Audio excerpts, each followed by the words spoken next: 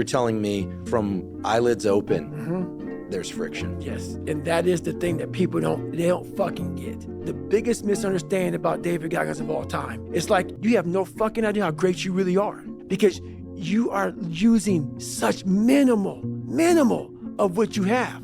And if people can learn to focus, this is what's possible. While it may not be pretty, like people want to do a documentary on me. I go, no. The most frustrating thing in the world for me is when normal people judge a man like myself on what it really takes to extract greatness from nothing. It takes every bit of who you are if you choose that route. Il y a plein de personnes qui pensent sincèrement faire ce qu'il faut pour réussir à atteindre leur objectif dans la vie. Mais la réalité, c'est que très peu d'entre eux mettent réellement et se donnent réellement les moyens pour réussir à atteindre ces objectifs. En fait, récemment, j'ai terminé le livre Can't Hurt Me de David Goggins. C'est un livre qui parle d'une notion très intéressante que Goggins appelle The 40% Rule, ou la règle des 40%. Et cette loi, en fait, elle est très simple et même très puissante.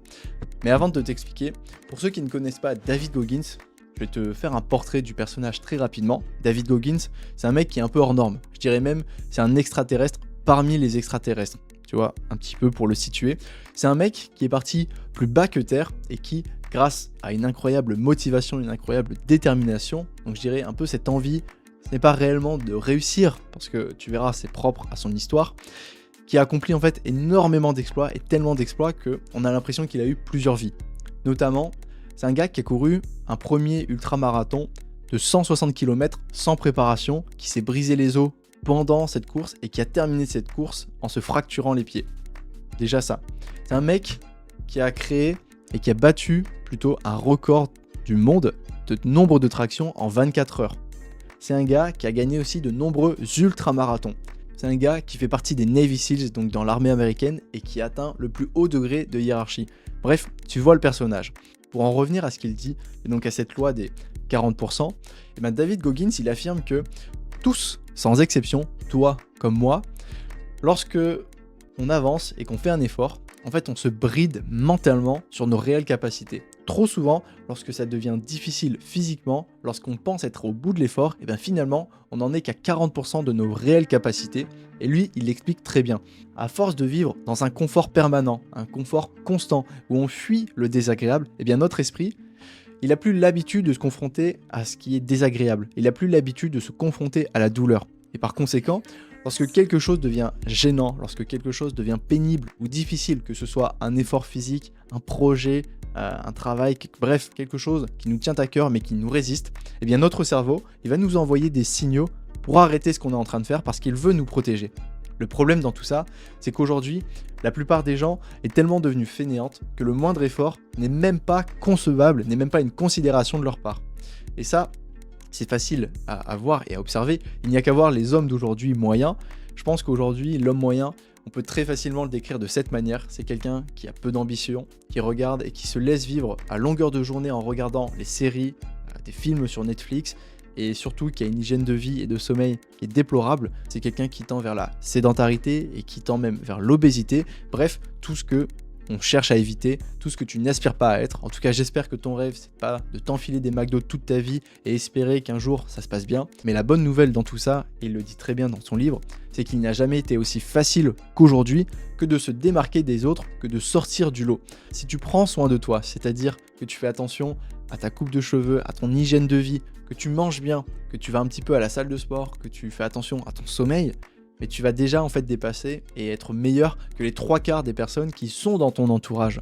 Et c'est là que ça devient intéressant, mais imagine maintenant que tu appliques cette fameuse règle des 40% et que tu pousses à chaque fois que c'est un petit peu difficile, un petit peu plus loin dans l'effort et que tu viens chercher 45%, 50% et même 60%. Mais que je te parle 60% de tes réelles capacités. Ben c'est là que ça devient incroyable, c'est là que ça devient magique, car ce principe, au-delà de s'appliquer physiquement ou purement dans le sport, tu peux l'appliquer dans tous les domaines de ta vie, dans tous les projets qui te tiennent à cœur. Tu peux l'appliquer par exemple dans tes relations amicales, dans tes relations amoureuses, dans ton travail ou même dans tous les objectifs personnels que tu t'es fixés. Je vais terminer par une citation qu'il y a dans le bouquin. Donc, je cite, The 40% rule will unlock your mind to new levels of performance and excellence in sports and in life. And your reward will run far deeper than mere material success. Donc, je te le traduis rapidement.